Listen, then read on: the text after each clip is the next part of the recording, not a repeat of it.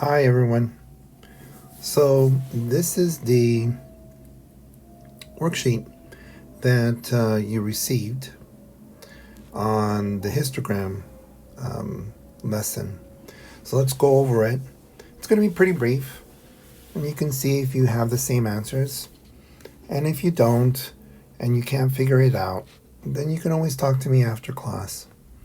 All right, so the first one was about rocks, right? And their sizes. And it said something about there's 53 of these stones, and there's a frequency table. Great. Which you can see that it's a bin size, right? A bin size of 2. So remember, in the class or in the lecture, I will tell you the bin size, or I'll just write it out for you. And so the first question is, use graph paper, it says. If you don't, that's fine. You can always use regular paper, but, space it nicely. And it says to create a histogram. And so here's the histogram. Now, one thing that you'll find is it's labeled, right? That's important. And it has a title. Now, the title, if you just said river stones, it would be fine. Just give it something that's relevant. As you can see, we start here. For the y-axis, we start at 0, and we always start at 0. Yes, there's some space here, and you don't need the space here. This could have been shifted over, but I'll just leave it there just to make it look nicer. In this case, for the x-axis, right? And when I mean label, don't label this y and this x. I'm not going to give you full credit for that, right? Make sure you read the question. But in this particular case, with the bin size, we have to start with 0, as you can see over here. And then, as you know, the height is the frequency. And then the bin sizes are always going to be 2, right? And based on these bins, we're able to do the histogram as well. Okay, so you can see by looking at this, it looks like there's much smaller to big, right? So it looks like there's more smaller rocks, right? That seems to be the trend. There's more smaller rocks, or there's frequently more smaller rocks than larger ones. Because over here, there's larger rocks, right? And there's not as many as the smaller rocks. Okay, that kind of makes sense. In this class, we're going to try not to talk about subject matter that you don't have a grasp in. Talking about rocks and sizes of rocks, I'm pretty sure we're okay with that. All right. So here it says how many stones are larger than or equal to 6 centimeters. So it's going to be 6 and larger. And that's why I have 6 and larger, right? So it only goes up to 12, right? It's not this 6 because that's not included, so we don't include this 10. And it's not below 6, we don't include those. So we have to start at 6. Remember the 6 with the bracket here, it says it's included. So we got to include the 7 and larger, which means 8 and 9, and also 10 and 11. So these 3 values here. And I'm sure you were able to do that. And thus, we got to show our math. Show the numbers that we used and then the number, okay? Don't just say 13. And why don't we just say 13? Because this is a math class.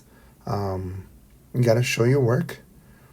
There's going to be some opportunities where you're just going to write, the value, right? But in this case, as we're beginning, you need to show your work. Here it says, what fraction of stones are below 6?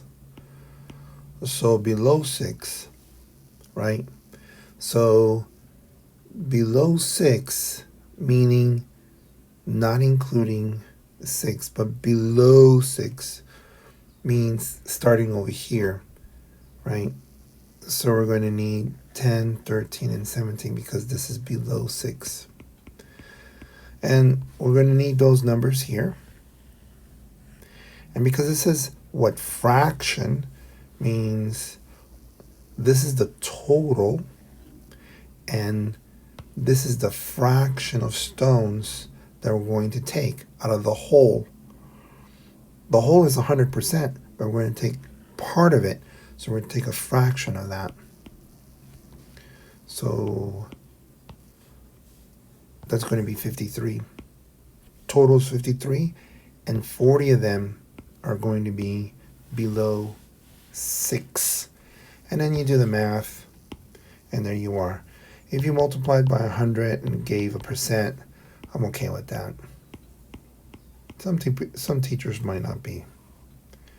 Then it says right here, if you randomly pick up a stone in the river, what is more likely? A stone that measures below 6 or above 6? So this question is, you're going to have to do some math of the fraction of stones that are below 6 and the fraction of stones that are above 6. You already have this answer here, right? That is below 6. So you can think of this, and we can write this over here. Let's see. Let me change the color. Let's see over here. You can see, and what we can do here. Okay. I don't need my pencil. What we can do here is we can multiply this by 100, and it gives you 75.47%. Okay. And then what we can do here, move that over. So we can see here that when we did the math over here, right? When we did this math, that almost 75% of the rocks, right, are below 6. And then above 6, right, it's almost 25%. How did I get 25? It's above 6. So I use this 13 and I divide it by the total. And I got this answer, and I multiplied by 100 to get a percent. And so this gives me a chance to discover that it's more likely, because the number is higher, that I'm going to choose something below 6. Now, this is definitely something that we didn't talk about, but it's kind of expected to understand what it means to choose something that's more likely or not in terms of other math classes that you've seen. Like what's bigger, 1/4 or 1/2 or 3/8 or 7/16, right? With using inequalities and stuff. So that's where that idea comes from. Okay. How much work do you have to show? You have to show some work. You have to show, what percentages you're using and what those percentages mean. And you might want to write something out. Here it says it's more likely a stone below 6, for there are more stones below size 6. So something to suggest you understand which is the one that you most likely will choose. Okay. Let's go to the next page. This one, as you can see, is they give you the histogram. They give you the frequency, as you can see, right? The height, which is good. This way you don't have to like figure out, oh, am I at 32, 35, right? So that's cool. Something about Old Faithful, right? It's a geyser. It's in Wyoming. Okay, great. And seems to be that they want you to create a frequency table. All right. And they tell you, look, the bin size is 5. And even if they didn't tell you the bin size was 5, you can see here that it's probably going to be that.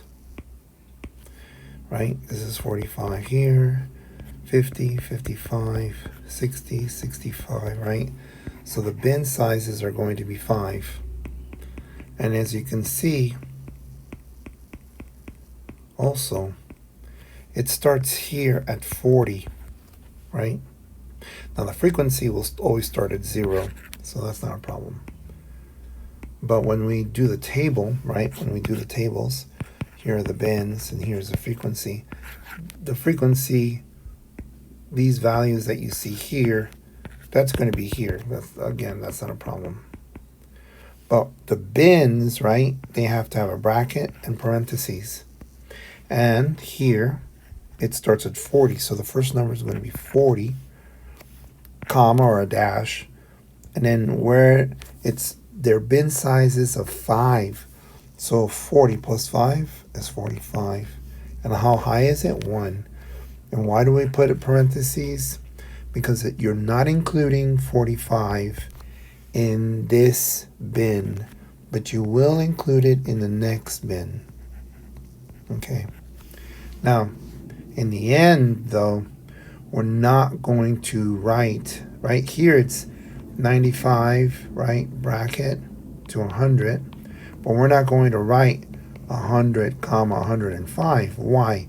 Because there is no other bar that goes to the right of 100.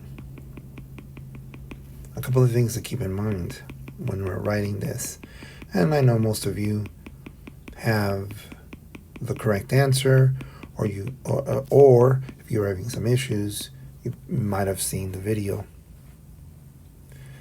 So some of you probably said, well, I couldn't fit in here and that's why I didn't do it. Well, you could have continued the table this way. All right. So don't give up just because it doesn't fit, or, oh my gosh, I'm going to have to write 2 and that's not going to look great. The teacher's going to get upset. That's not the point of this class. You try to do your best so that things will fit nicely. If not, you just lay it down like that. Okay. So here you can see these values here, right? This is the minutes, right? This is the waiting time. And this is the frequency.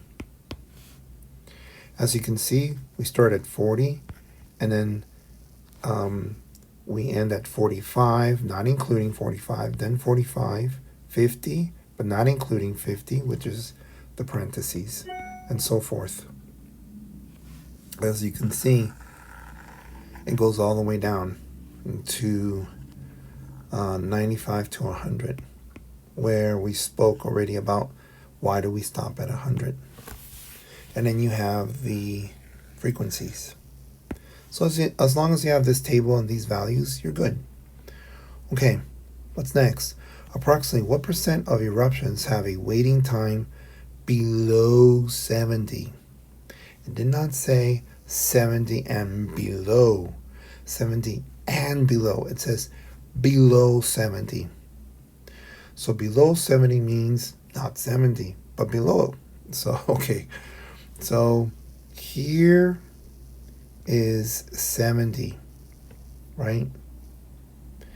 But we want to go below that value. So that means we have to start over here, and this is the part that we want, right? We're not going to include 23 because that's not below 70. Here, this is not including 70, so we're below 70. And so we're going to include these values here. So that's what we did. We took these values and we put them over here. But it says what percent, right? What percent, which is really what fraction, right? Total, then the part of the total, right? Part of the total, right? Which will give you a fraction, right? And when you multiply it by 100, it gives you a percent. So the total, which is here, the total is written there. That's 272. Part of the total is going to be below 70%. This is part of the total, which is here, which is 103, which gives you a fraction. Well, this gives you a fraction, but then when you divide the fraction, it gives you a decimal. You multiply it by 100, and it gives you the percent. And all of these ideas you most likely know, but because you're doing a word problem with new ideas, sometimes you feel a little more stressed in understanding what's going on. But don't worry. One thing that I think you should focus on is not so much the word problem in terms of like, oh my gosh, do I need to know about geysers? Do I need to know anything about Yellowstone Park?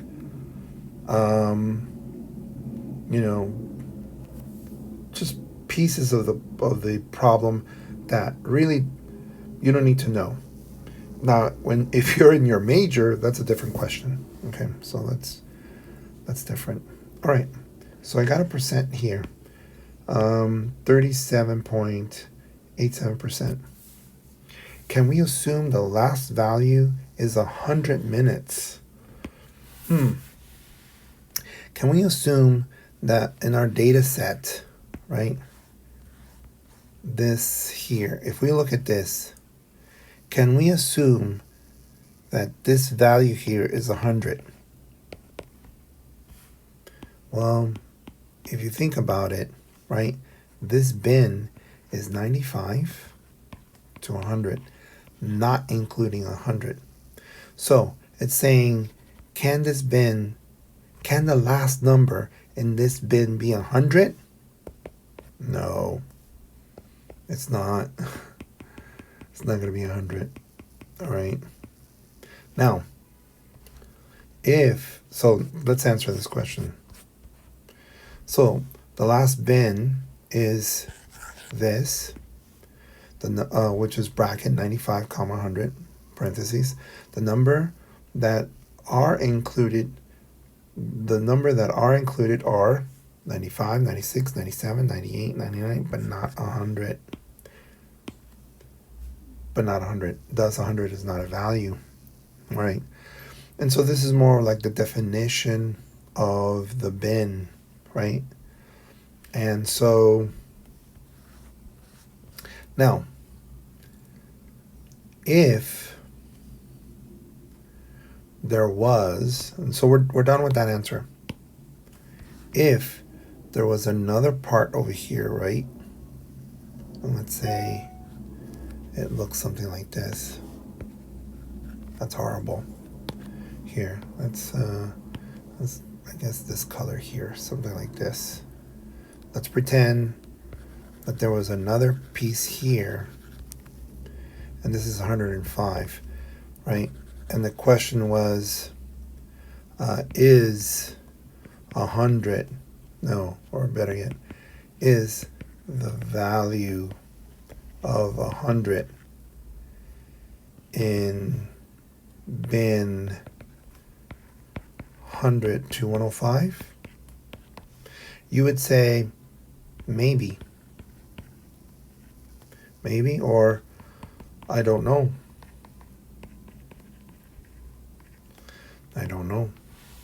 Right?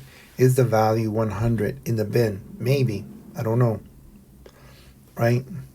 This is a maybe or I don't know type of answer Because yeah, maybe 100 is in here, because it doesn't tell you these bins, right? Nowhere here in this problem, nowhere in this problem does it tell you that this bin has 90. Oh, that's big. It doesn't tell you that this bin has 90 and 90.1 and 90, I don't know, 94, 94.8. It doesn't tell you, right?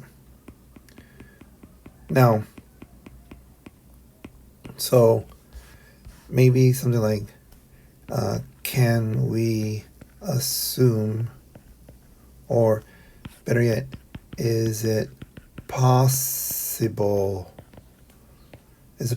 that a value of 100 is in bin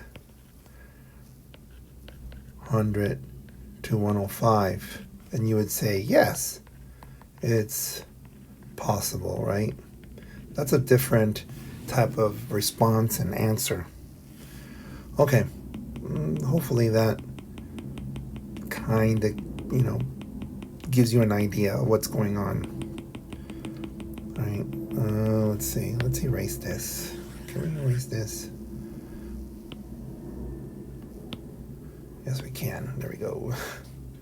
So hopefully that gives you an idea of how to do this particular worksheet. Okay, I hope to see you in class soon. All right, bye-bye.